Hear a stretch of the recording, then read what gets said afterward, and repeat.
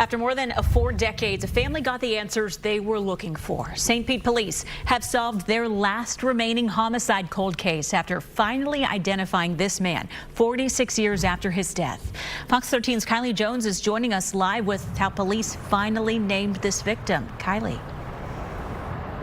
Yeah, a milestone, certainly. Detectives say even as recently as 5 to 8 years ago, they just didn't have the advanced genealogy to build an extensive family tree like they did with this case. But the St. Pete Police Department's cold case detective spent the last 3 years working with what little evidence they had left here.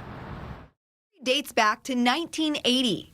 We had a homicide at the Siesta Motel, 701 34th Street North. St. Pete police say 2 men were shot in the head. One of the victims was actually identified at the time of the homicide. But the second victim became known as John Doe. He didn't have any ID on him.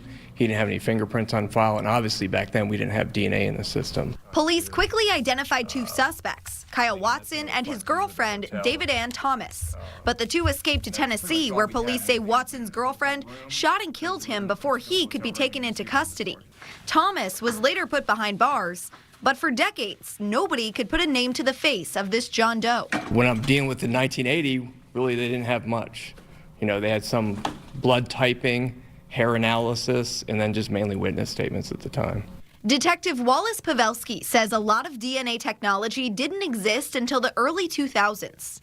In 2010, detectives dug up John Doe's body to store his remains at the medical examiner's office. Nowadays, you have a digital footprint from your cell phone. There's video cameras everywhere. A lot of people already have their DNA in the system with like Ancestry and things like that. In 2023, detectives made that breakthrough.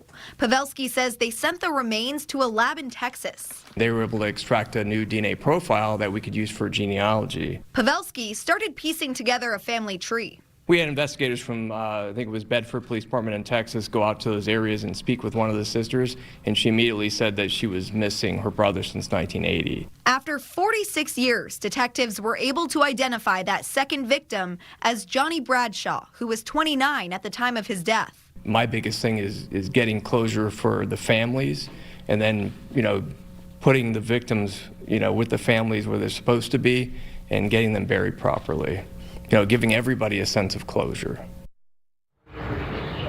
St. Pete police have a couple unidentified victim cases remaining, but again, this was the last case of an unidentified homicide victim. Guys.